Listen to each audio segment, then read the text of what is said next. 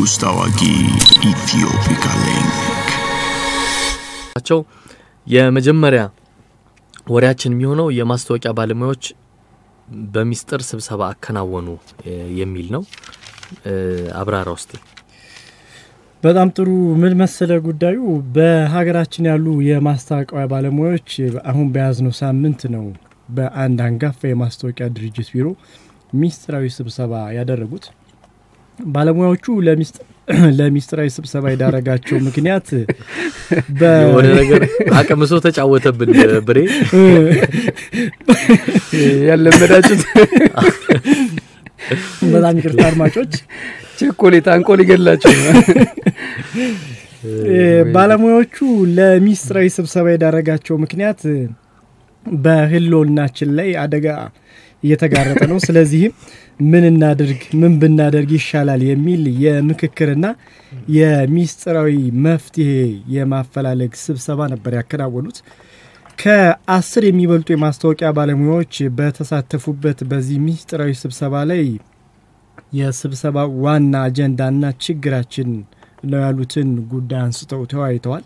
በውይይታቸው ላይ ግን መግባባት ላይ ሳይደርሱ ቀርተዋል ብለዋል። እዚህ ሚስጥራዊ ስብሰባ ላይ ተካፈሉ አንድ የማስታወቂያ ባለሙያ ጉዳዩ ለኢትዮፒካ ሊንክ ሲገልጹ የችግራችን ዋናው ምክንያት ለስብሰባ ያስቀመጠን ዋናው ምክንያት ይላሉ እኚሁ ባለሙያ በቅርቡ እየተስፋፉ የመጡት የቴሌቪዥን ጣቢያዎች አየር ሰዓታቸውን ብቻ መሸጥ ወይንም ደግሞ ማከራየት ያለባቸው ሆኖ ሳለ ይህ ደግሞ በህግ የተደነገገ ቢሆንም እነርሱ ግን ከህግና መመሪያ ውጪ የማስታወቂያ ስራ ውስጥ ገብተዋል። አየር ሰዓት ያከራያሉ፣ እንደገና ደግሞ ፕሮዳክሽንም ማስታወቂያውን እንሰራላችኋለን በቅናሽ ይያሉ ይገኛሉ። ይሄ ደግሞ በብሮድካስት አዋጁ ክልክልም ነው የማይቻልም ነው። ነገር ግን ይሄንን ያደረጉ ይገኛሉ። በተለይ ደግሞ የማስታወቂያ አስነጋሪ ድርጅቶችን ረጅም የአየር ሰዓት እንሰጣለን በማለት የማባበልና የማግባባት ስራ እየሰሩ ይገኛሉ። ይሄ ደግሞ እኛ ህጋዊ በሆነው ላይ ትልቅ ችግር ፈጥሮብናል። ስለዚህ ይሄንን ምን እናድርግ እንዴት ይደረግ በሚል በሚስጥር ስብሰባ ማከናወኑ አስፈላጊ ሆኖ ተገኝቷል ብለዋል።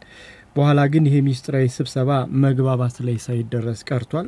አላግባባቸው ጉዳይ ደግሞ በምን ይቋጭ እንዴት ይሁን የሚለው ነው። ለመጨረሻና ለማግባቢያ የሚሆን አንድ ሌላ ሚስጥራዊ ስብሰባ ለቀጣይ ሳምንት ቀጠሮ ተይዟል ሲሉም ሹክ ብለውናል። የነዚህ ማስታወቂያ ባለሙያዎች ጉዳይ የቀጣይ ሳምንት ስብሰባቸውና ውሳኔያቸው ምን ይሆናል የሚለው ደግሞ ምን ነው። በጣም ጥሩ